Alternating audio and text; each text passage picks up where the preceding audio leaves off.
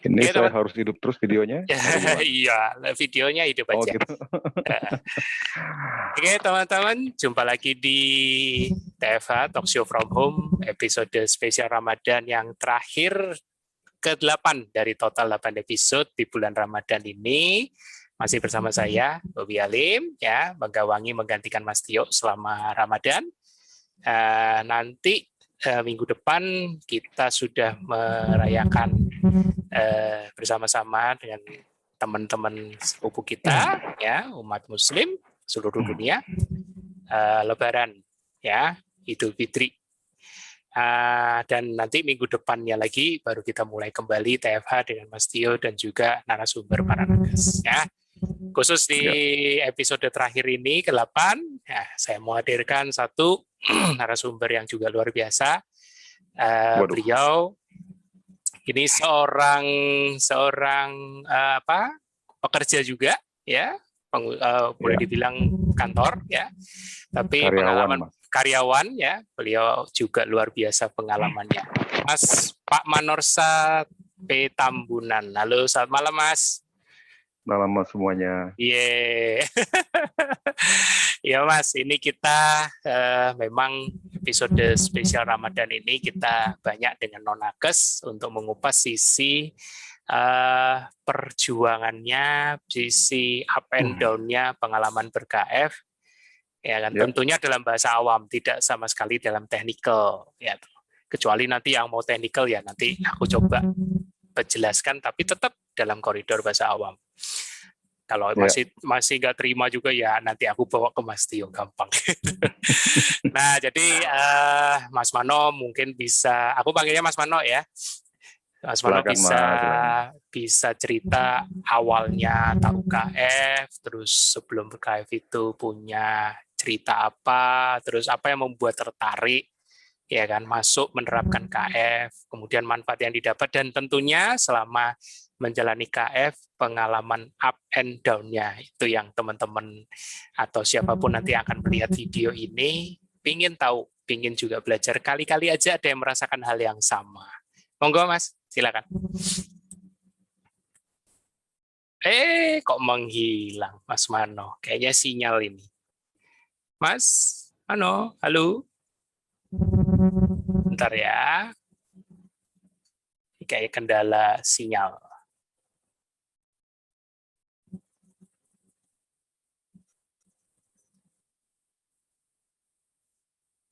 Halo, Mas Mano?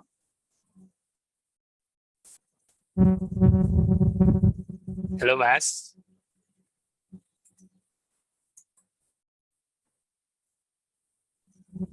Sorry, Mas Bobi. Iya. Terputus, bukan kehendak saya, tapi terputus. Nggak tahu kenapa. Iya. Oke, sebentar aku coba. Tadi terakhir apa ya tadi ya? Iya, jadi Mas Mano bisa mulai menceritakan sebelum ber-KF, ya kan, ada riwayat apa, kemudian apa yang membuat Mas Mano tertarik untuk ber-KF, kemudian manfaat yang didapat, dan terakhir pengalaman selama ber-KF, up and down-nya. Nah, itu yang menarik. Waduh. Ya. Monggo Mas, silakan. Oke, selamat malam semua Bapak Ibu yang saya video bisa di-on-in, Mas? Udah saya on-in? Sebentar Mas Mano, aku nggak lihat ada di mana. Baju kuning. Yang lain bisa lihat saya nggak, Bapak Ibu? Oh, oke, sebentar. Ya, silakan. Ya, silakan, Mas. Yuk. Ya, selamat malam semua Bapak Ibu. Yuk. Yang puasa, selamat. Sudah buka puasa ya berarti ya? Sudah Mas. Sudah buka puasa dan selamat menjelang Lebaran. Nah, ini saya mau panggil istri saya dulu berkenalan. Nih, sini nih, kenalan dulu sih. Karena saya sama istri yang berdua kami ber-KF. Oke. Wah, ini baru ketemu nih. Halo, malam. Manggilnya Bu apa ini? Manggilnya Ciko, ini Ciko. Oh, Ciko. Oke. Ciko. Salam kenal. Oke, saya kembalikan. Oke. Oke. Nah, nanti saya undang istri saya juga akan cerita sedikit pengalaman-pengalamannya dari sisi dia, karena yang mulai dari kami berdua itu saya, Bapak Ibu. Jadi kalau boleh saya ambil pointersnya supaya kita interaktif aja, jangan satu arah dari saya. Awalnya itu saya penyakitan, Bapak Ibu, banyak penyakit saya, tapi di balik penyakit saya itu saya gemuk, saya makmur gitu kelihatannya gitu ya. Dilihat orang tua, dilihat lingkungan tuh saya sehat gitu. Nah, tapi yang bahkan orang tua, istri dan sekeliling yang terdekat saya juga nggak tahu bahwa saya banyak sakit gitu. Jadi sakit saya itu mulai dari yang ecek-ecek lah, sinusitis awalnya. Sinusitis itu kan banyak minum antibiotik ya, Bapak Ibu ya. Antibiotik dari awal. Itu sinusitis itu dari saya muda, dari saya remaja. Dan saya, karena saya nggak tahu apa-apa. Iya. Karena saya taunya cuma dokter, ya kita ke dokter lah, THT gitu kan. Nah, setiap saya ke THT ya, hampir bisa dipastikan setiap kunjungan pasti bawa pulang resep yang di dalamnya ada antibiotik. Itu satu, ya kan? Nah, itu sampai usia saya menikah juga masih ada itu. Nah, itu satu. Yang kedua, muncul gastritis. Nah, kalau Bapak Ibu tahu gastritis itu, nanti Mas Bobi bisa jelaskan ya, gastritis itu rasanya sebah, kembung, dan sebagainya lah di perut. Jadi saya itu nggak bisa nyaman duduk dan diri dan bekerja karena selalu sebah. Dan kata orang sih banyak yang mengilustrasikan ini kayak angin duduk, tapi saya nggak ngerti angin duduk itu apa kan. Jadi rupanya produksi gas lambung itu seliar gitu di lambung saya, sehingga memang sesak. Itu gastritis ya kan. Lalu gastritis belum selesai, masih berlanjut ini ke batu ginjal. Batu ginjal, tapi belum ini batu ginjal udah ke arah terakhir ya, di usia saya sudah menikah. Ada aja temuan dokter internis nih. Mohon maaf kalau ada dokter di dalam grup ini, ada aja temuan gitu. Ini ada batu ginjal Pak, terus ada batu empedu Pak, kayak gitulah. Waduh. Nah gitu. Tapi memang hasil USG, Mas Bobi, hasil USG dan diperlihatkan kepada saya. Nah, saya juga kan karena nggak tahu ngebaca ini kan. Jadi dari hasil dari kunjungan demi kunjungan itu pasti ada obat kan, ya Mas Bobi ya. Obat saya bawa pulang. Nah, terakhir pamungkasnya adalah darah tinggi, Mas Bobi. Hipertensi ya. Darah tinggi. Nah, hipertensi di mana pada saat itu saya sudah kehilangan akal gitu.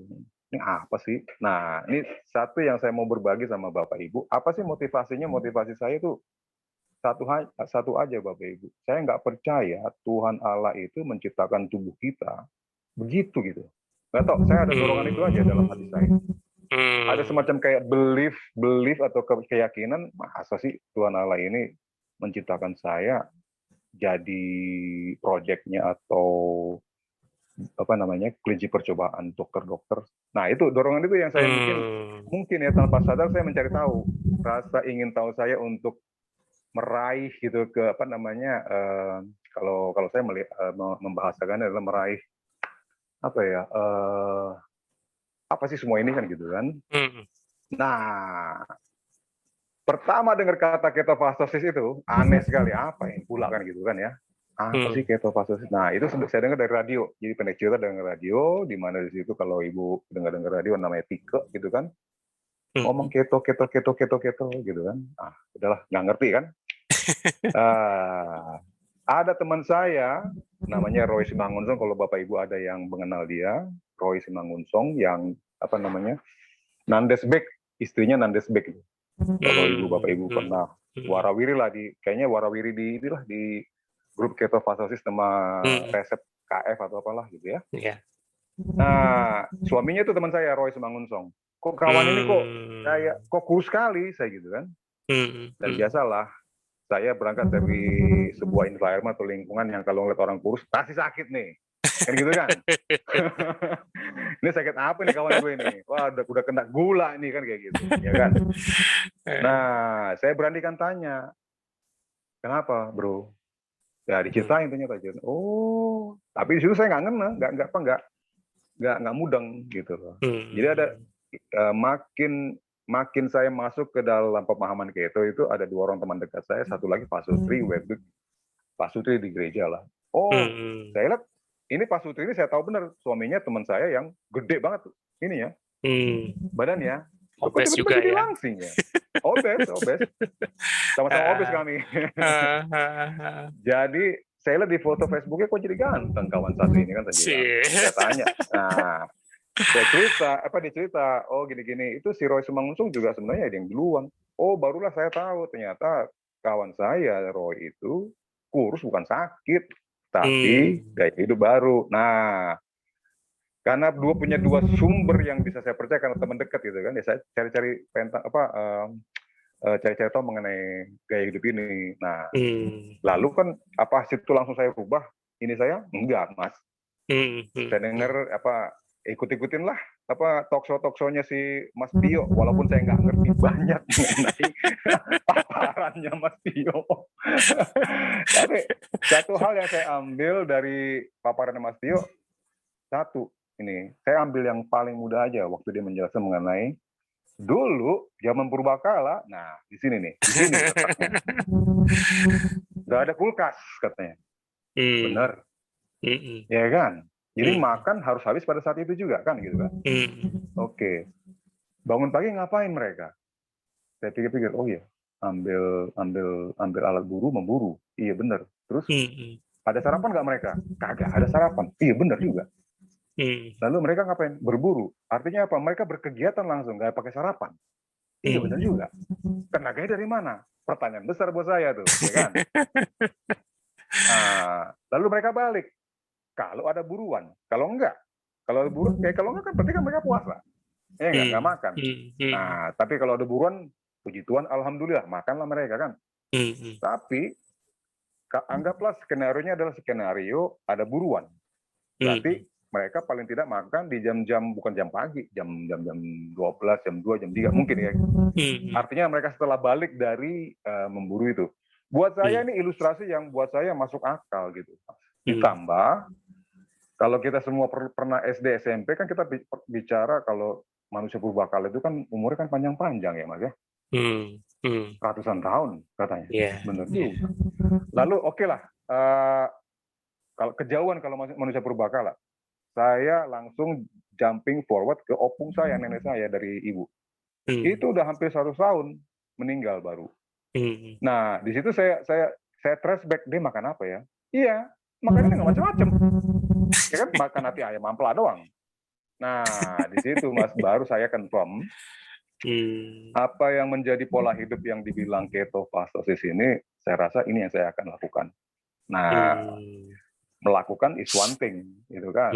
Tapi ada yang saya pelajari. Nah, ini saya masuk ke dalam kan tadi before ya. Nah, sekarang lagi periodenya begitu memulai, ada aspek yang saya boleh share, mungkin yang saya boleh share dan mungkin ibu-ibu, bapak-bapak juga mengalami. Ada namanya bahasa yang bahasa bapak ibu Muslim ikhtiar katanya kan. Usaha terbaik. Nah, ya ikhtiar ini apa ya? Oh, dalam bahasa saya mungkin beriman gitu ya. Oke. Nah, buat saya ini juga relate juga ke saya gitu. Oh ya ada usaha, ada doa. Nah, jadi kalau kita berusaha juga tidak ada iman yang menyertai, saya rasa juga akan putus tengah jalan gitu, ya kan? Saya punya motivasi, tapi nggak punya iman sama juga bohong. Jadi disinilah letak gonjang-ganjing Bapak Ibu, kalau saya boleh bilang ya, gonjang-ganjing kenapa? Ya musuh pertama saya adalah ucapan-ucapan sekitar. Lo kok nggak makan nasi? Jawabannya apa? Mau nerangin gaya Mas Tio? Agak bisa saya. Iya, betul banget. Sambil nunggu ya, sinyalnya moga-moga kembali normal. Lagi seru nih lagi seru. Sepertinya storytelling ini, Mas Wano. Sabar ya. Saya kayaknya stop video dulu ya, supaya Iya, iya. jaringannya bisa muat ya. Oke, Oke, Mas. Ya, maaf ya Bapak Ibu. iya, nggak apa-apa, Mas. Jadi Pak, saya teruskan ya. Udah Iya, dengar semua ya Bapak Ibu. Saya akan iya. coba. Jadi gini, yang terberat tuh karena saya mendahulukan. Halo, Halo, dengar halo, ya? Mas. Monggo, Mas. Ya, oke. Saya mendahulukan bagaimana saya berikhtiar dulu deh, ya kan, menetapkan hati lah gitu kan, ketetapan hati, determinasi kalau bahasa Inggrisnya lah. Nah, itu karena itu mahal, Bapak Ibu, mahal sekali, ya kan. Nah, kenapa mahal ya? Karena kita harus bisa bertahan di pendirian kita. Kenapa itu? Ya karena sekeliling yang terdekat, Pak Ibu, Bapak Ibu. Ring satu kita, istri, ibu, kakak, adik, saudara gitu, tanya gitu. Apalagi kami kan orang Batak ini kan banyak acara Mas Budi. Arisan lah, ketemuan apa, pesta segala macam. Nah bayangin saya ikut pesta tapi nggak makan nasi, ya coba kan? Lu kenapa kamu makan ini? Nah kayak gitu. Karang-karang aja jawabannya kan? Iya, betul. Nah, betul. Nah tapi di kantor saya juga mengalami itu. Nah, bagaimana saya eksekusi memulai itu ya karena bahan-bahan materi-materi yang saya dapatin ya seadanya, dan bahasanya Mas Tio juga saya tidak bisa mengerti, ya apa yang saya ngerti aja lah. Oh hewani semua, oke makan hewani gitu kan. Nah awal-awal di awal-awal itu makanan saya menunya cuma itu aja Bapak Ibu, 3 potong ayam, udah. Nah kan, protein semua padahal itu kan, nggak ada lemaknya. 3 potong ayam doang ya. Jadi saya 3 potong ayam bakar udah, dan itu terkenal tuh saya di kantor. Ini pasti Pak Manorsa nih. Iya, nah, udah. Gak ada nasi gitu lah. Bodoh amat lah ya kan. Orang-orang pada nanya ini kenapa nih Pak Manorsa nih? Ini ada apa namanya? Sesembahan atau kayak gimana? Dikira ada ritual tertentu. Gitu. Ada ritual ya kan. Wah, ini pantesan aja nih kan gitu kan. Nah, oke. Itu persisnya tanggal berapa itu, Mas? Itu 2017 akhir, Mas. Oh, 2017 akhir ya? Saya mulai 2017 akhir, 2018 awal. Oh, gitu. Oke. Mulai, karena dulu kan masih belum COVID, jadi gaya hidup ini lebih banyak disaksikan oleh orang kantor daripada keluarga kan gitu. Ya kan? Nah, lanjut. Tapi apakah saya memang banyak orang cerita susah untuk berpuasa? Saya enggak, Bapak Ibu. Saya enggak. Mungkin satu sisi karena saya sudah dengar, saya ngikutin protokol itu, yaitu ada 1 tetes madu gitu kan, lalu 1 sendok apa tuh VCO, apa tuh minyak apa? VCO. Itu saya lengkapin dulu. Oke. Jadi kalau saya pikir-pikir, saya nggak merasa kelaparan gara-gara itu. Saya ikutin pagi jam 6, jam 9 sampai jam 12. Jadi rupanya waktu saya mulai puasa itulah tenaga saya. Walaupun saya nggak ngerti buat apa itu VCO gitu, nggak ngerti, saya nggak ngerti. Imunotor H pun waktu itu saya nggak beli, pakai apa? Madu biasa. Saya nggak ngerti itu, iya itu apaan ya kan? Awam begitu banget dibilang ya. Madu, Hani, udah ambil aja madu biasa, madu pramuka itu kan. Oke. Tapi saya tetesin aja 1, cetek gitu kan. Oke. Jadi awalnya sih sama sekali belum free gula karena masih ada madunya. Nah, tapi puasa tetap saya patuh jam 12 saya makan. Dan ada sarapan gitu. Saya potong di sini dulu Mas. Apa saya lanjut atau gimana? Lanjut Mas, apa? Lanjut aja. Nanti kalau ada yang menarik pasti aku selak kok, tenang aja. Siap. Nah, bagian berpuasanya intinya saya nggak ada masalah. Saya ikutin. Mungkin satu adalah motivasi saya kuat mau keluar dari penyakit. Jadi kalau ada sukses story yang soal jadi kurus, jadi selangsing, buat saya itu nggak terlalu meter buat saya gitu. Saya motivasinya adalah mau keluar dari segala penyakit, dan itu ternyata berhasil gitu loh. Ibaratnya udah bosen gitu ya Mas Mano ya. Betul. Udah bosen mulai dari obes, kemudian gastritis, kemudian terakhir itu sampai hipertensi. batu ginjal, bantu empedu, pokoknya bosen lah sama dokter, sinusitis ya kan. Betul. Terakhir yang hipertensi itu sampai aduh ini mau koleksi penyakit sampai berapa ibu. Betul sekali. Ya. Oke. Dan itu berhasil banyak yang sembuh ya. Saya udah lepas obat sama sekali, Mas. Sama sekali nggak minum obat. Jadi waktu itu kan saya masih konsultasi dengan Mas Bobi kan. Wah, masih mendua nih. Waduh, gimana nih Mas Bobi? itu kalau nggak salah masih sebelum COVID ya, Mas Bobi ya.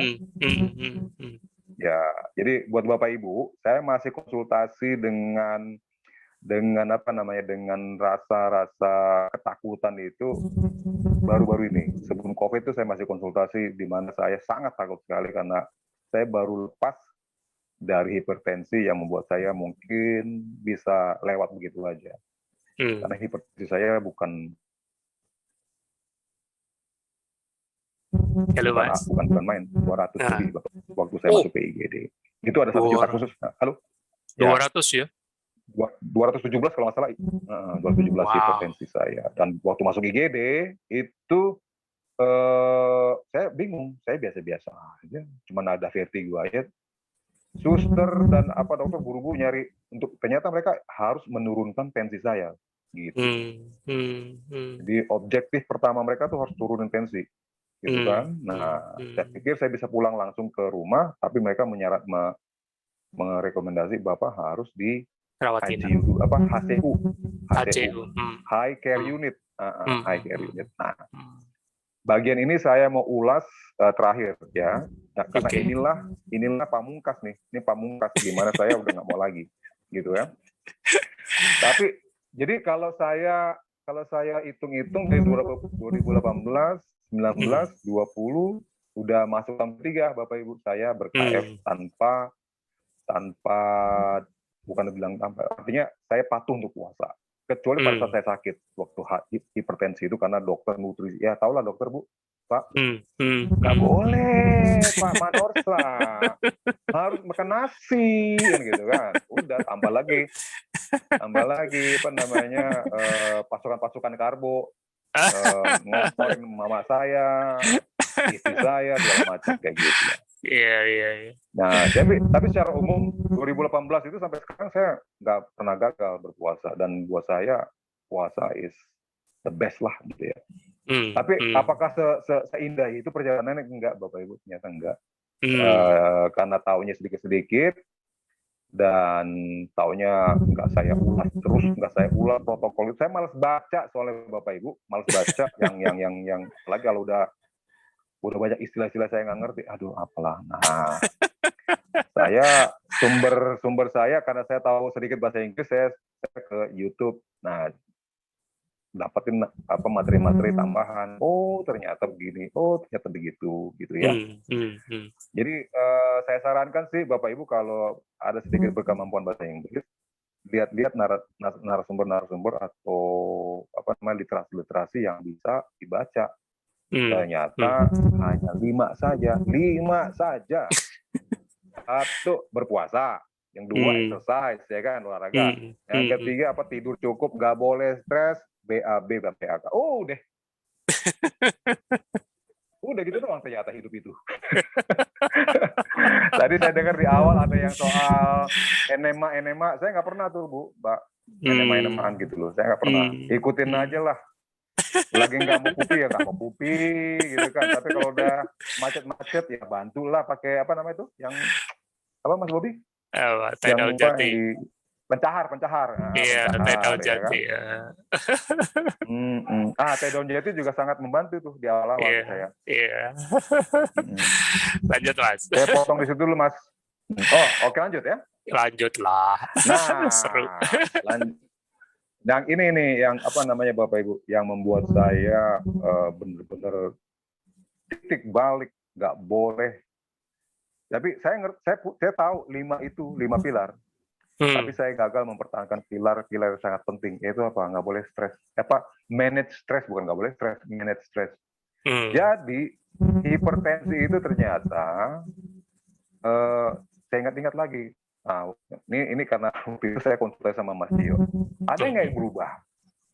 Pertanyaan dia begitu aja. Mas Dio kan gampang aja. Ada nggak yang berubah? Simple. Gue tanya lagi pertanyaan kan. Aduh, saya bilang Mas Dio deket gue jambak nih orang. Gak bisa dijambak, gak ada rambut. Gak ada rambutnya kan gitu kan. Karena saya lagi naik turun tensi, Bu. Naik turun tensi saya tuh apa gitu kan. Ada nggak yang berubah, Mas? Katanya gitu. Ini makan, oke. Ada berubah, Mas. Saya nggak BAB dengan secara teratur. Oke, kenapa? Ada lagi nggak? Ada stres nggak? Oh, ada kurang tidur nggak? Jadi 3 itu nggak BAB, BAB terganggu, bukan BAB terganggu, stres dan kurang tidur. Nah itu Mas jawabannya, perbaiki itu dulu katanya. Itu doang saya bilang. Sesimpel itu jawabannya Mas. Ya iya emang itu katanya. Saya ngarapin jawaban-jawaban yang ilmiah, yang apa gitu kan, obat apa Mas, nggak dapet Bapak Ibu. Jangan ngarapin kalau kayak gitu kan. Pokoknya balik lagi ke 5 pilar. Gitu. Jadi 5 pilar itu yang saya ketika saya sudah mencapai pengalaman tersadis gitu ya, sampai gara-gara stres itu, memang saya akuin 5 bulan sebelum saya unfall yang mengenai hipertensi itu saya stres 5 bulan terakhir. Pertama pekerjaan, yang kedua masalah internal di keluarga gitu ya, adalah masalahnya lagi peak banget, lagi puncak banget. Dan kalau saya flashback ke belakang, iya, saya nggak bisa tidur saya terganggu banyak. Karena tidur saya terganggu banyak, gastritis saya kambuh lagi. Gitu kan, kambuh lagi Mas. Dan gastritis itu ya nggak bisa mengganggu saya tidur. Ya gitu aja, lingkaran gitu aja. Gastritis, stres, gastritis nggak bisa tidur. Nggak bisa tidur, gastritis nggak bisa tidur.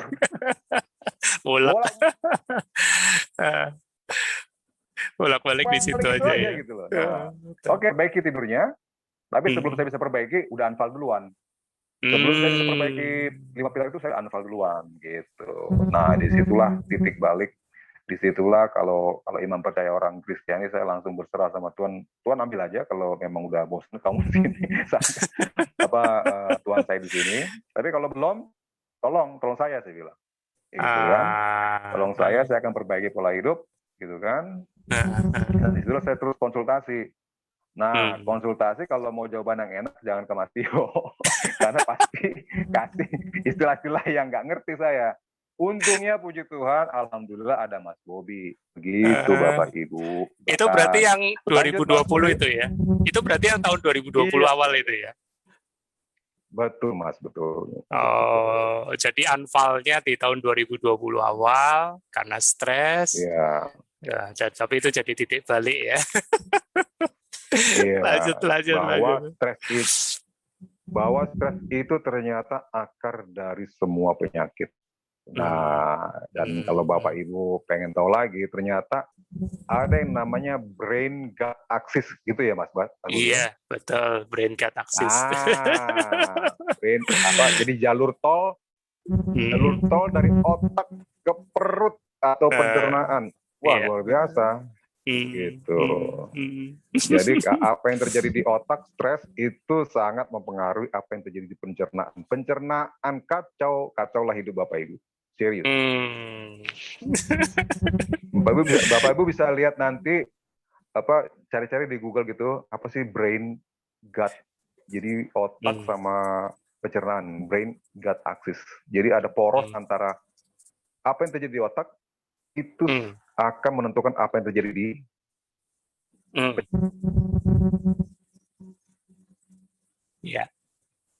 ternyata emang nggak salah kalau dibilang stres itu memang akar dari semua penyakit gitu. Itu dulu Mas Bobi, saya tutup. Tinggal saya kalau mau nanya, enakan ditanya-tanya gitu, saya jawab ya. Ini Mas Mano sebenarnya karakternya storytelling gitu, cuman menahan diri aja sebenarnya. Aku kenal Mas Mano itu waktu beliau japri aku ya di awal tahun 2020 itu ya kan. Dan waktu itu memang aku mungkin lengkapi sedikit ya Mas ya, berdasarkan apa yang silakan, aku masih ingat. Jadi Waktu itu Mas Mano juga sudah ngomong, bukan baru, sudah pernah, tapi sempat off lah ibaratnya. Tapi tidak masalah. Iya. Waktu itu aku bilang, gak apa-apa Mas, kalau memang mau KF lagi ya tidak masalah. Nah, jadi aku baru tahu ternyata ada cerita historisnya lagi. Oh, Iya. ada sinusitis, ada hipertensi, batu ginjal, batu segala macam ya kan. Dan sudah lepas obat, tapi mengalami lagi relapse ya kan, mengalami lagi gejala gastritis, terus hipertensinya juga mulai terjadi lagi, bahkan sampai anfal waktu itu, stroke. Iya. Aku masih ingat itu Mas Mano, kalau nggak salah, nggak tahu pas di rumah sakit atau pas sudah pulang gitu ya. Jadi japri ke aku, minta dibimbing. Ya sudah, aku bilang, aku masih ingat itu, nggak usah ingat dulu Mas, ya sudah ya kan. Sekarang yang terpenting ke depannya, next-nya gitu. Ya seru deh, aku baru tahu deh ceritanya. Rupanya disimpan loh. Rupanya disimpan. Lebih enak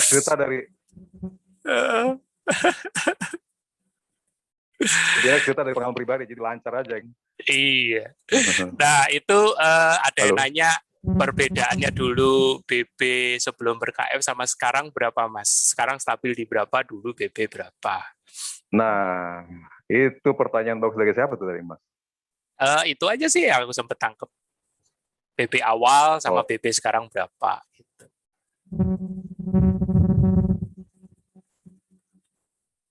Halo, Mas ya. Ya, silakan Mas. Halo. Ya, sudah. Tadi yang nanya siapa Mas? Mas Fulyo dari Malaysia, KL. Mic-nya off lagi. Ya, udah Mas, sudah. Oke. Ya.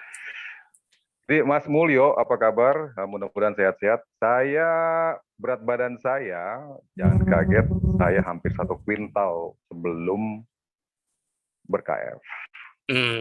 Sekarang saya 65.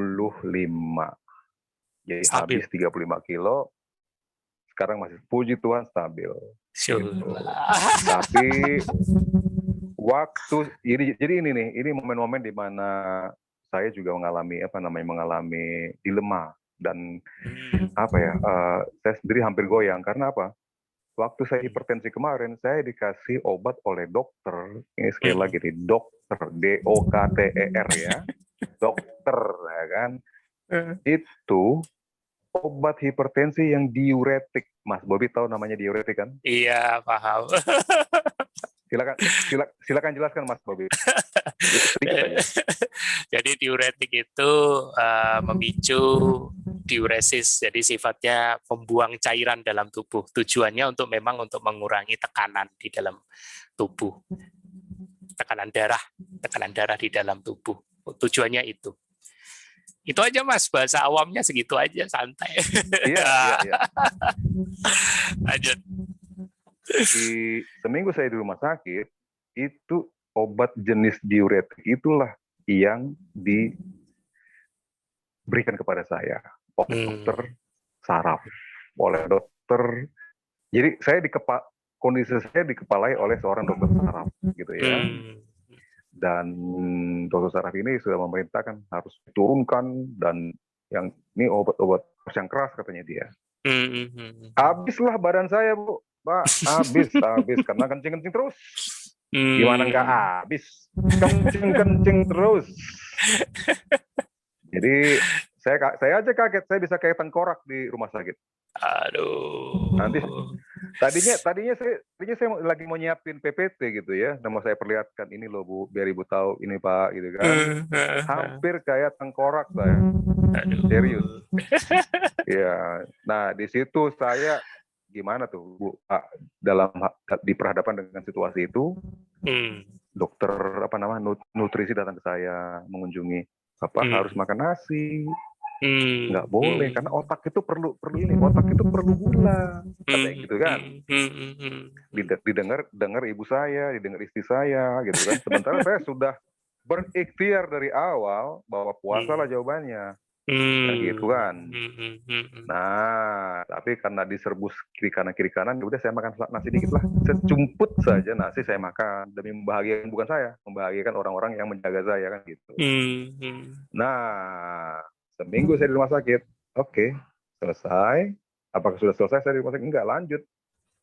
Di rumah tapi rawat jalan. Tapi memang mungkin Tuhan masih kasihan sama saya, Bapak Ibu. Jadi waktu saya seminggu di rumah sakit dan pulang ke rumah, sebenarnya kondisi saya masih belum fit betul untuk balik ke dunia kerja. Sangat-sangat tidak mungkin, ya kan? Lalu saya menggunakan ini cerita sedikit aja, menggunakan rekomendasi dokter untuk minta izin ke kantor untuk istirahat selama 1 bulan, ya kan? Jadi saya minta istri saya untuk ketemu bos atasan saya langsung. Tolong minta izin sama bos saya bahwa saya diminta untuk istirahat 1 bulan. Ini dokter order gitu kan, perintah dokter. Terserah nanti si bos mau bilang bocat, pecat, ya di PHK terserah. Karena saya sudah siap, Pak. Kan? Nah, istri saya pulang. Saya bersyukur sama Tuhan, ternyata saya masih ditahan sebagai pegawai gitu kan. Jadi diizinkan istirahat. Itu Maret, Pak. Jadi Maret ya, Maret 2020. Iya, Maret 2020, ya kan?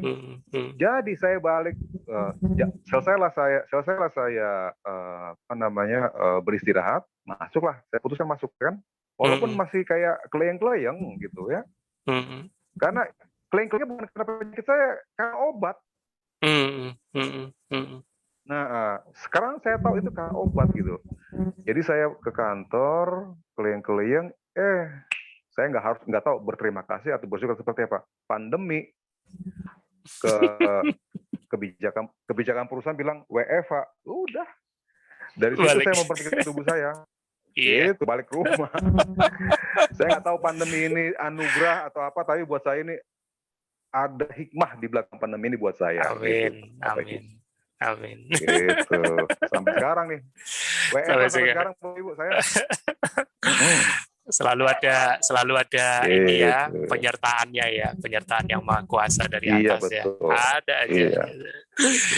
Oke. Saya tekankan aspek keilahian itu memang harus dijaga.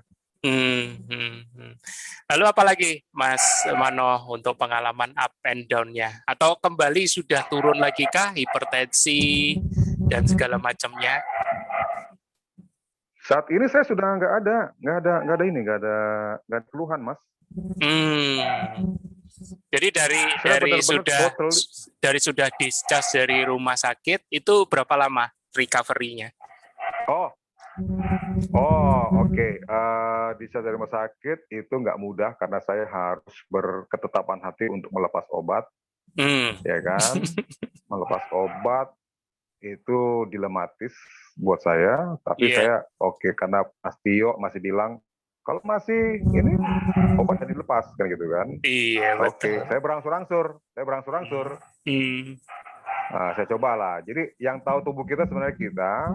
Jadi saya tes gitu loh. Kalau saya saya ikutin resep dokter, tapi saya mau makan ini setengah porsi gitu kan. Setengah porsi rasanya seperti apa. Saya catat Ibu. Saya catat Bapak. Saya catat rasanya seperti apa. Terus saya beli alat tensi. Saya rajin tensi itu tiap setengah jam, tiap 1 jam saya rajin ngetensi. Gitu. Jadi saya nggak mau konyol juga. Saya ngerti apa yang dirasakan Bapak Ibu kalau lagi sakit ya kan. Saya nggak mau konyol gitu. Saya catat, tapi saya pakai data.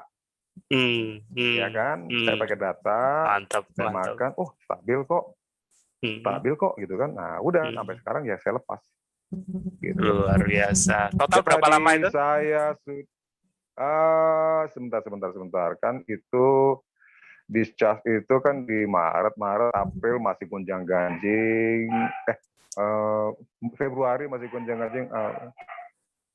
Ini 2021 ya? Ini kita balik ke 2020. Ada kali 6 bulan terakhir. 6 bulan ya? luar biasa. 6 bulan terakhir saya sudah bebas. Sudah kembali pulih ya. Sudah turun semua, hipertensi, gastritis sudah kembali berangsur hilang, udah nggak ada lagi sampai sekarang ya. Nggak ada, masih nggak ada. Luar biasa. Aku masih ingat itu dilematisnya Mas Mano untuk mengurangi obat itu antara mau dan tidak, takut ya kan. Aku masih ingat. Iya. Soalnya kalau orang Batak, Mas, kalau mati konyol gitu, malu, Mas. Iya. Itu Mas Mano juga cerita itu di telepon selalu. Mas Mano ini aku bilang termasuk di kelompok yang memang haus mencari, ya kan. Walaupun masih kontradiksi awalnya, kan kita sama-sama dengar tadi testimoninya beliau pada saat ngalamin anfal, ya mau nggak mau harus break dulu, ya kan, harus makan nasi walaupun sejumput, harus demi orang-orang terdekatnya, keluarga apalagi, ya kan. Betul. Dan ya untuk kembali recovery memang bukan langkah yang mudah, ya kan. Sekali lagi KF di sini tidak mengklaim bahwa itu yang menyembuhkan, tapi justru bersinergi, ya kan. Makanya waktu Mas Mano dalam kegalauannya waktu itu telepon ke aku, Mas, aku kalau KF lagi bisa nggak dengan cerita begini-begini? Aku bilang boleh, enggak apa-apa, enggak usah dipusingin masa lalu. Ya sudah berlalu ya sudahlah, ya kan. Minimal Mas Mano sudah pernah merasakan manfaatnya dan itu tidak membohongi, tidak bohong. Cuman apa yang terjadi yang membuat sekarang kok kembali lagi terjadi, misalnya anfal dan segala macam, itu yang perlu kita evaluasi, ya kan. Nah, di situ babak baru, apa istilahnya, kalau dulu Mas Mano kan pokoknya taunya 5 hal yang ditangkap, analogi Mas Tio yang itu kan. Tapi justru di tahun 2020 awal itu babak baru Mas Mano untuk tahu lebih diasah, lebih tajam lagi. Oh ternyata badanku ini sesuatu yang amazing. Sesuatu yang kalau aku sinergikan, baik itu antara obat dan juga pola hidup ketofastosis, bisa loh sinergi. Dan memang tujuannya kan nanti akan lepas obat, ya kan? Bukan untuk selamanya tergantung obat, gitu kan? Dan itu sudah dibuktikan oleh Mas Mano setelah 6 bulan, walaupun sempat takut awalnya sampai mau lepas obat hipertensi itu beliau tiap hari ngecek tensi aku bukan dia ini, cuman ya sudah, enggak apa-apa, namanya memahami bahwa tensi itu memang fluktuatif. Tapi begitu datanya sudah terkumpul, kebetulan Mas Mano ini rajin mengumpulkan data, ya kan, jadi terlihat di situ fluktuatifnya, range-nya dan stabilnya di angka berapa terlihat.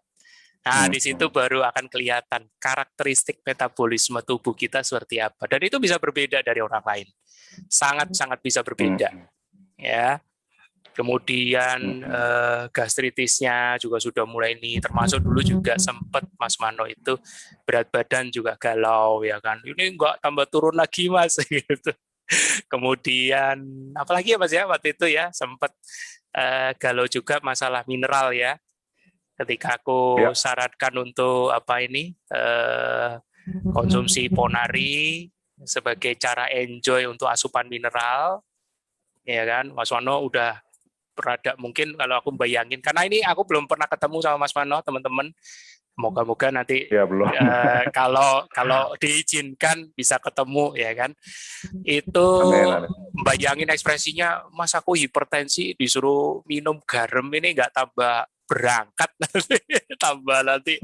Soalnya kemarin anfalnya udah trauma banget 217, ini malah disuruh minum air garam lagi dalam bentuk ponari. Jadi, tapi begitu, ya itu tadi, itu bagiannya Mas Mano. Saya cuman memberitahu, meyakinkan, tapi keputusan ada di Mas Mano waktu itu. Dan puji Tuhan, Mas Mano menjalani walaupun dengan segala pertimbangan, dan puji Tuhan ya tetap normal, bahkan hipertensinya malah turun, ya kan. dan gejala-gejalanya juga membaik waktu itu. Gitu. Luar biasa. Jadi biarkan tubuh kita, Mas Mobi, untuk mencari keseimbangannya sendiri gitu. Jangan diganggu. Iya, betul. Karena tubuh kita ini seperti yang Mas Mano ditanyakan di awal kepada Sang Pencipta. Masa sih tubuh yang sempurna itu kok begini, ya kan? Waktu dapat berita dari dokter tiap kali konsul kok dapat beritanya surat cinta mulu tambahan penyakit, ya kan?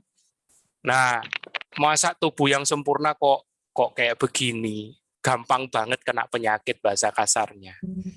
Nah, begitu sudah sekarang ini Mas Mano lewat testimoninya bisa memberikan jawaban bahwa tubuh itu sesuatu yang amazing dalam prosesnya dia menyeimbangkan apa yang nggak benar, ya, menyeimbangkan apa yang nggak benar ini dari mana? Ya dari kitanya selaku yang pemilik.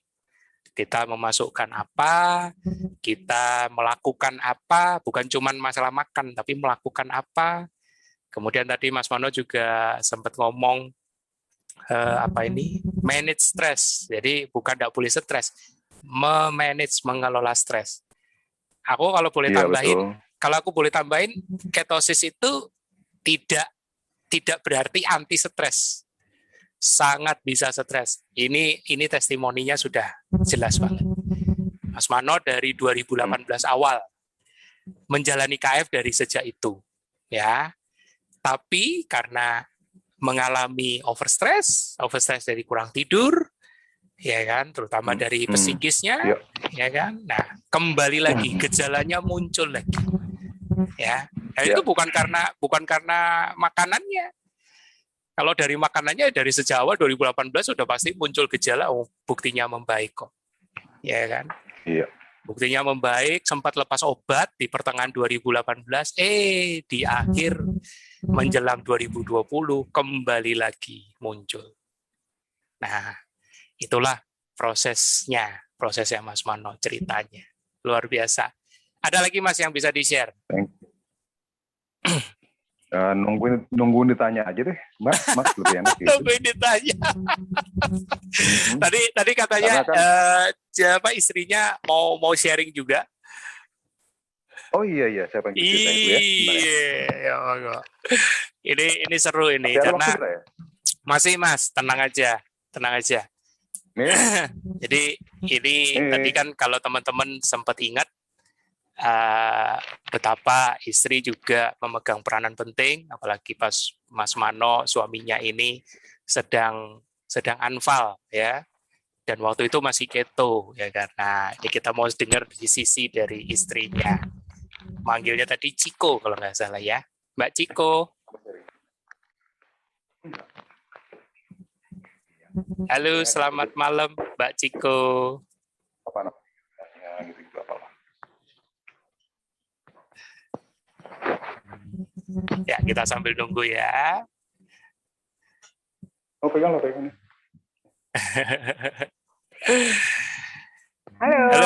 Halo Mbak Ciko. Hai.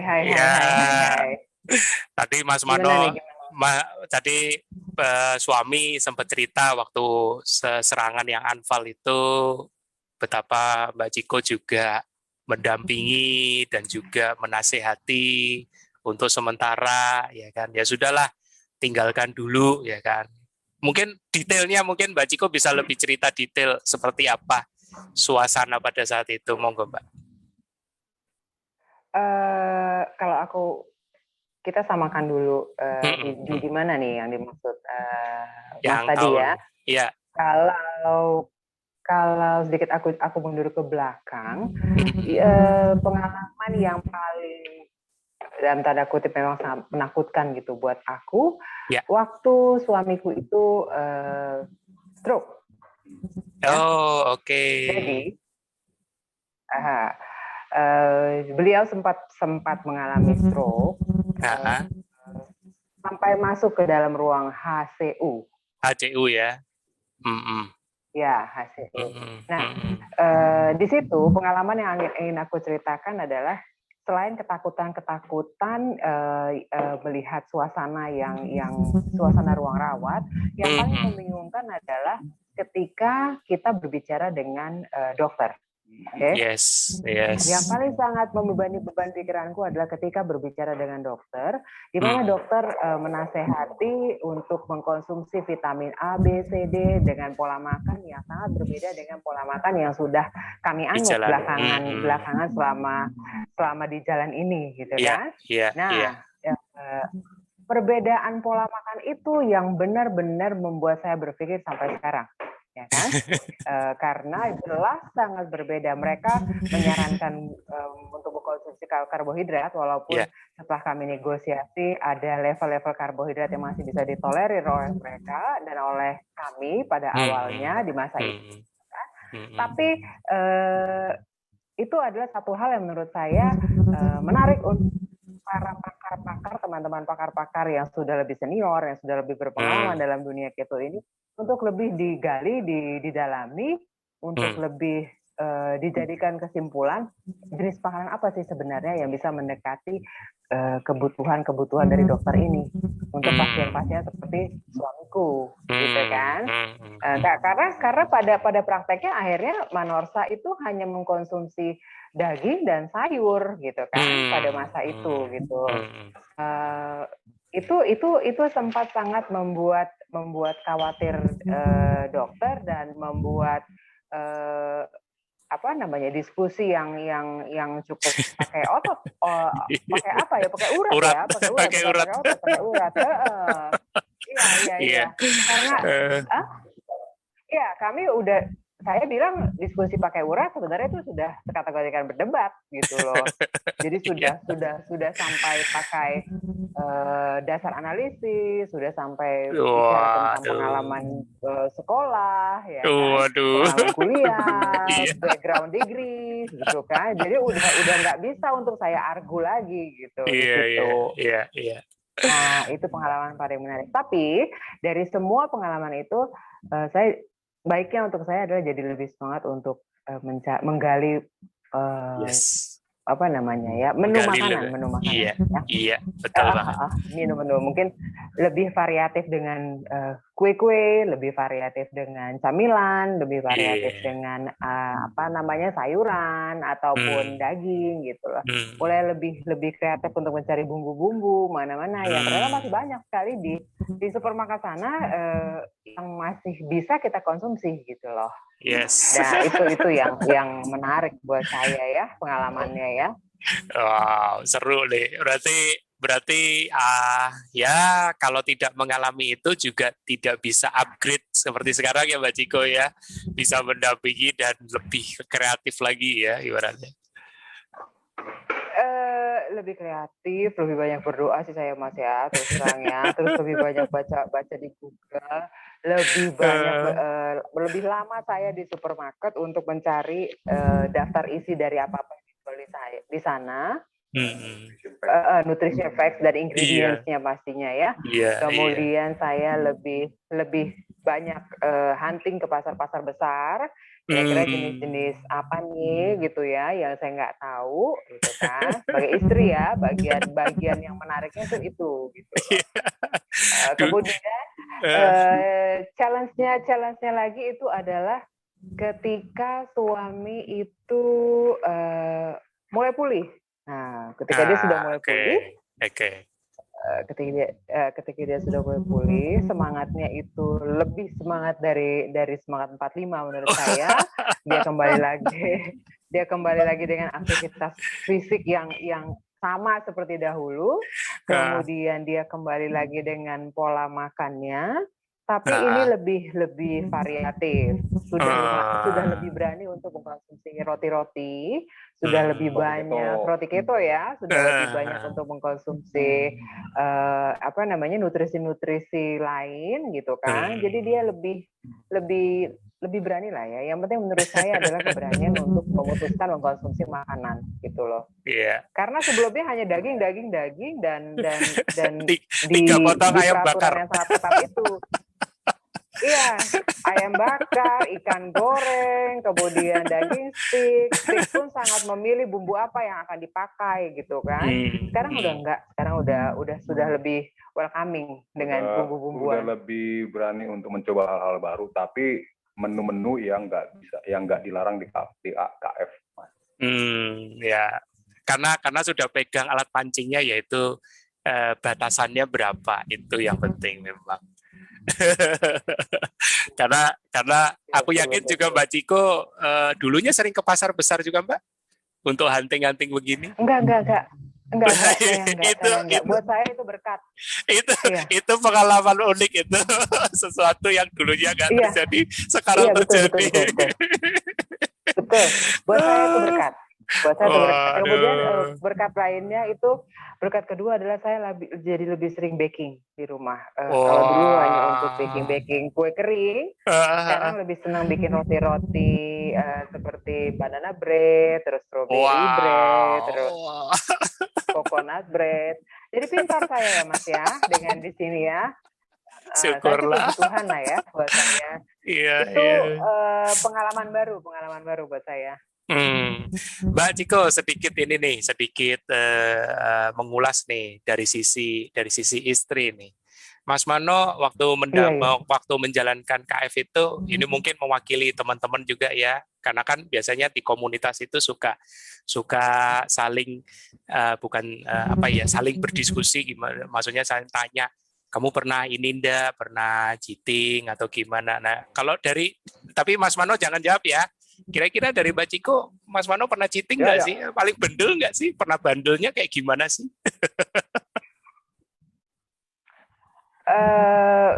Mas Mano. Bandel. Kalau antara saya dengan Mas Mano, karena tidak ada pembandingnya ya. Saya lebih cheater. Oh, oke. Oh, Mbak Ciko berarti juga jalani juga ya? Iya, saya lebih cheater dari dia. Cheatingnya lebih banyak saya. Kalau dia itu, jujur lebih banyak saya cheatingnya. Kalau dia itu paling hanya tepung yang kebetulan ada ketika dia lagi pengen tahu isi goreng gitu, paling hanya sedikit tepungnya. Mungkin dia lagi pengen makan pecel atau gado-gado, ada bumbunya, ya hanya itu. Kalau dia, Aku dulu juga sempat waktu itu dia ngaku dosa, maksudnya, Mas, aku makan ini karena dia trauma, nanti takutnya hipertensinya naik lagi. Aku ditanya gitu, aku bingung. Maksudnya berapa banyak Mas dikonsumsi? Dikit, cuma seuprit. Gitu. Aku ya nggak apa-apa Mas, jangan stres.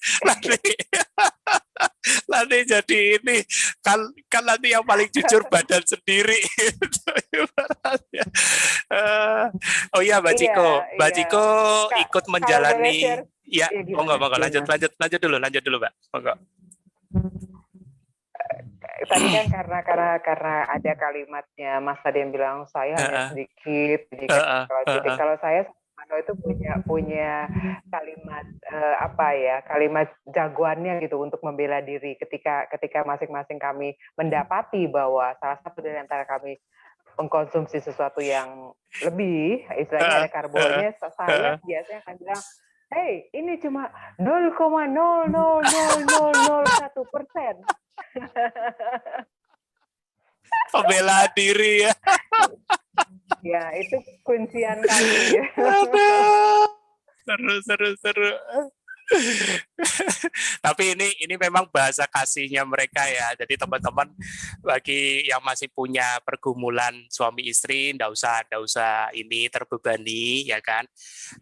Mas Mano nanti juga bisa dihubungi atau bisa lihat nanti di Facebooknya Japri, beliau inbox, tanya tips-tipsnya. Mbak Ciko pun juga pasti akan mau berbagi bagaimana dia dulu dari seorang ibu rumah tangga yang nggak tahu sama sekali mungkin tentang memasak, sampai harus ke pasar belanja gitu, memilah-milah, apalagi sampai tahu tentang nutrition facts segala macam. Sekarang lihat seperti apa beliau ya kan Mbak Ciko ya kan, dan itu jadi berkat ya. Mbak Ciko, berarti Mbak Ciko mulai menerapkan KF itu dari kapan persisnya? Apakah sejak yang Mas Mano itu stroke, yang anfal itu? Dari awal. Oh, dari awal. Mano lebih dahulu 6 bulan dari saya. Oh, kita beda 6 bulan. Oh, beda 6 bulan ya. Waduh, ya. Seru juga. Makanya sempat juga tarik urat juga ya, diskusi urat sama dokter waktu anfal ya. Iya, itu betul sekali. Betul sekali. Itu benar-benar perdebatan yang pakai melotot kalau bahasa gampang. Waduh, wah jangan-jangan udah masih ketemu sama dokternya lagi enggak? Bercanda tapi. Sebenarnya dikenakan karena ketakutan kehilangan. Oh, takut kehilangan ya. Aduh. Kalau Mbak Ciko, manfaat apa yang didapat dari menerapkan KF, Mbak, selama mendampingi Mas Mano? Oke, kalau saya yang paling terlihat itu secara fisik. Aku tuh kemarin itu punya badan, mungkin nggak sopan saya bicara angka, tapi saya lebih bangga untuk berbicara angka di sini, gitu ya. Jadi saya itu punya angka di atas rata-rata, 100 kurang 8 kilo berat saya. Wow. 100 kurang 8 kilo berarti 92 ya. Terus kemudian saya berhasil turun sampai sekarang 61. Ya kan? Itu kebanggaan buat saya bisa turun. Keren. Itu saya lakoni selama hampir 3 tahun. Wow, nggak kebayang ya teman-teman. Bayangin dulu sebelum ber-KF seperti apa Mas Mano dan Mbak Ciko. Ini tembem Mas, ini tembem nih. Iya, itu betul sekali. 100 kurang 8 kilo saya itu. Ini nggak cuman nanti teman-teman Bapak Ibu mau lihat.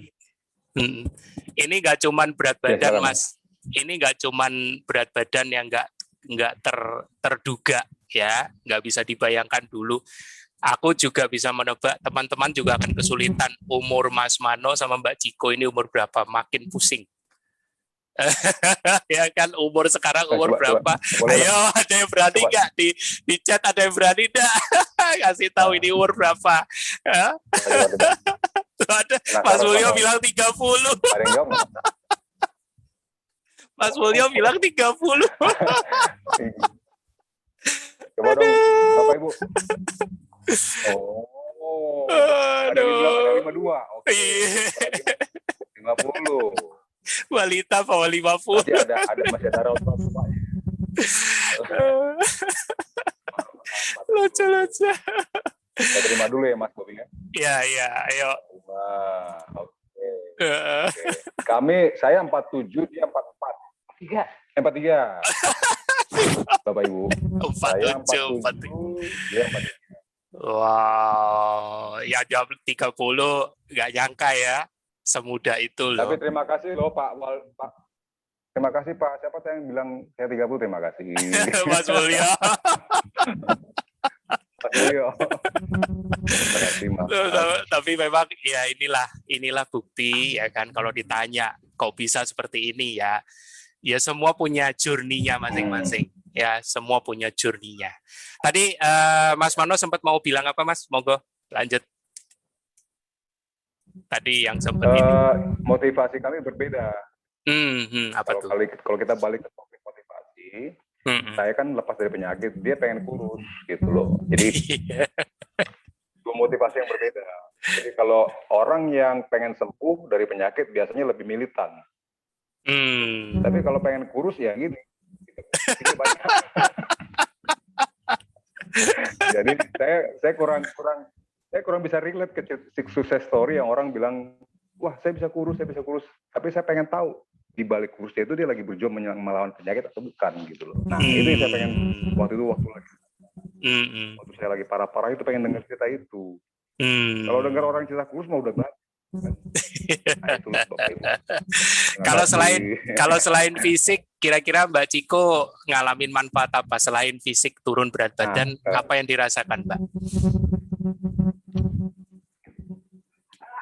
Ada banyak sekali deh. Kalau aku mau bagi lah ya di sini, bukan boleh, tapi aku mau bagi informasi. Selain fisik, tampilan berat badan itu yang kemudian yang kedua itu pola tidur, ya. Pola tidur aku itu aku punya pola yang sangat bagus sekali. Artinya aktivitas aku satu hari itu aku bisa tidur hanya 6 atau 8 jam, tapi sangat bagus gitu loh. Dari 6 ke 8 jam bangun dengan segar.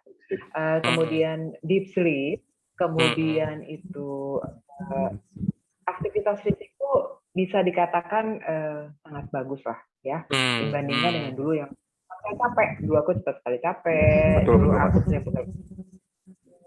Dulu aku itu sering kram di kaki. Terus aku itu hobi banget ke refleksiologi. Kemudian aku senang banget masak. Kemudian aku tuh senang banget krimpat itu dulu. Tapi itu semua dilakukan lebih kepada untuk mencari relaksasi. Ya. Karena badan ini kok kayaknya lemah banget, terus sepertinya darah ini nggak jalan, kemudian sepertinya ada penyumbatan di sana. Jadi sekarang frekuensinya sangat berbeda, intensitasnya sangat berbeda. Aku bisa kategorikan sebagai sangat jarang. Wow. Ya, otomatis kalau aktivitas itu jarang dilakukan, ada dana lebih lah ya untuk bisa dialokasikan. Alokasinya kemana? Baking jadinya. Dan itu jadi hobi barunya Mbak Ciko. Seru. Iya, betul. Saya bangga dengan hobi saya. Nggak lagi jajan-jajan. Pada alokasiin ke kuota, kemudian ke toko gue, kemudian kerjain di rumah atau simpan resep. Jadi ada perbedaan pola hidup ya, itu menarik sekali. Wah, seru. Ini bisa melihat bagaimana KF berdampak pada suami istri, walaupun terdapat perbedaan motivasi, tapi bisa saling mengisi loh ya.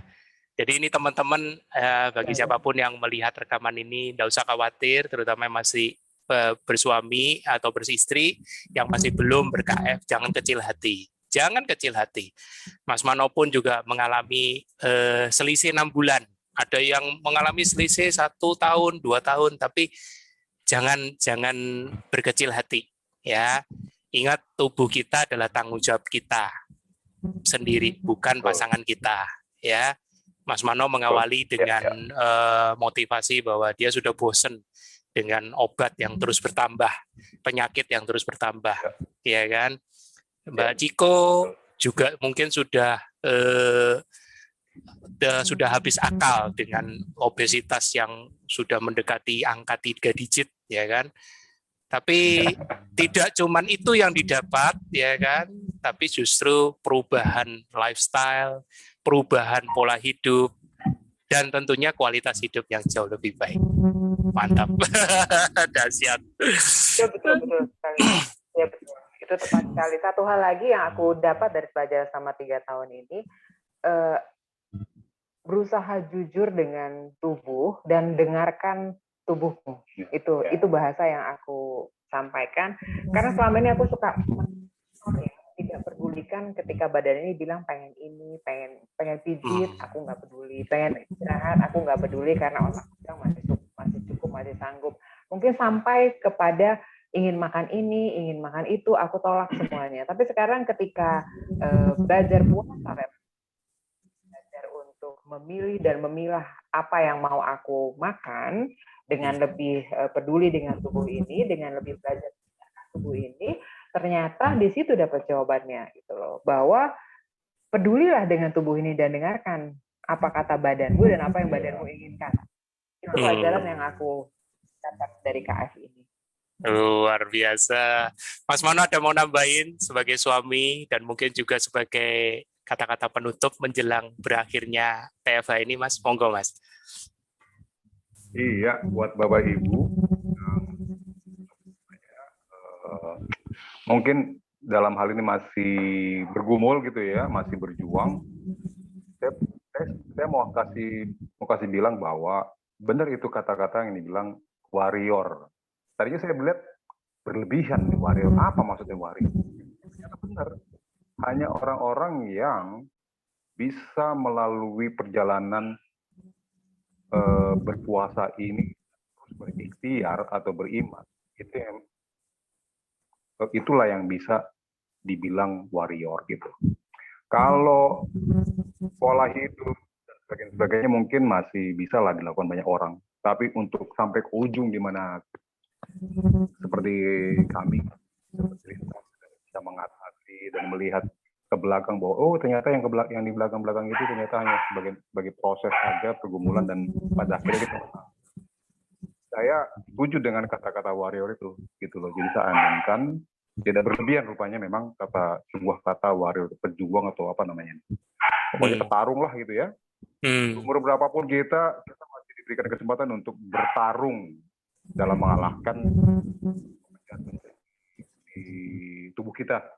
Gitu Mas Bobi, itu semua yang boleh saya yang saya share. Dan memang nggak namanya warrior ya nggak mungkin nggak 1 kali 2 kali perangnya, ya kan? Baru ada perang lagi gitu. Jadi mungkin saja saat ini saya lagi di masa-masa santai. Tapi seperti Mas Boy bilang, ya bukan tidak mungkin nanti ada penyakit lain dikorek-korek lah ya kan. Nah, saya lagi terus aja bersiap-siap aja untuk tetap setia pada pola hidup ini.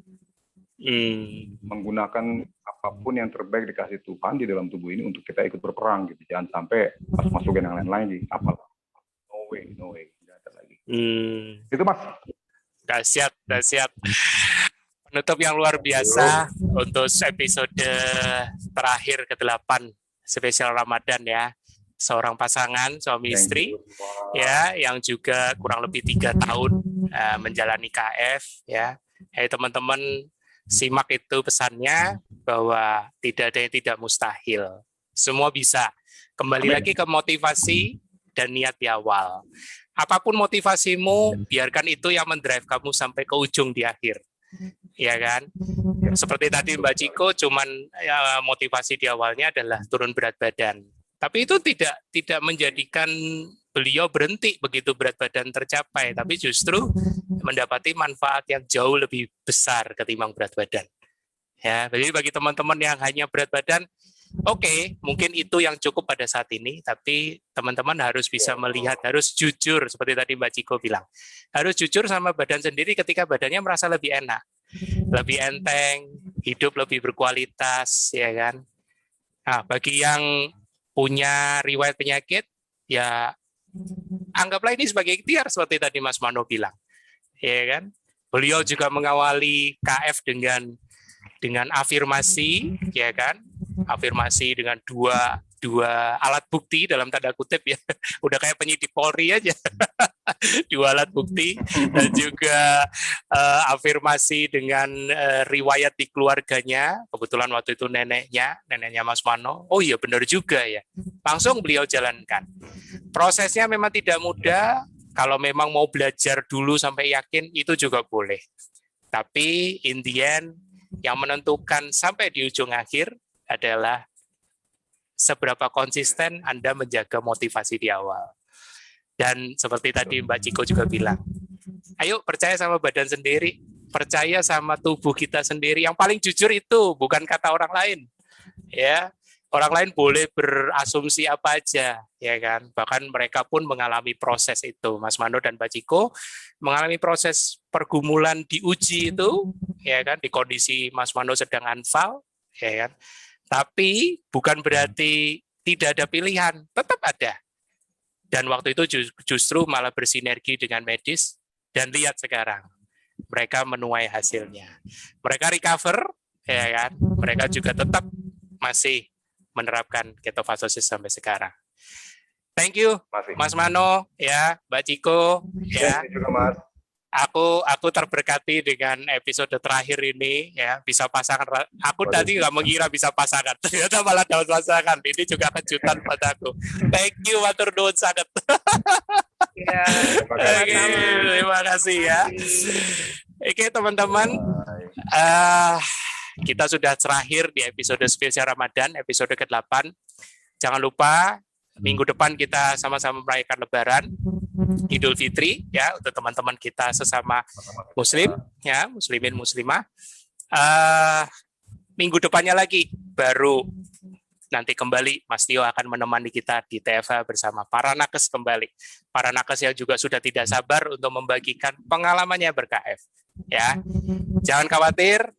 Moga-moga format ini aku akan tetap pertahankan, tapi bukan di hari Rabu dan Sabtu, tapi bisa jadi di hari lain, mungkin menggantikan seminar yang sudah lama tidak ada. Ya, jadi melengkapi dari sisi awam, non-nakes, untuk teman-teman terobati dari sisi psikis, dari sisi cerita-cerita yang menyentuh, ya kan, menyentuh secara kehidupan realnya. Oke? Nantikan 2 minggu lagi, dan tak lupa menjelang Lebaran, saya ucapkan selamat menyambut Lebaran Idul Fitri di bulan Mei nanti, tanggal 12 kalau nggak salah, atau tanggal 13, kita tunggu aja pengumuman bersamanya. Dan sampai jumpa di episode bersama Mas Tio 2 minggu lagi. Selamat malam.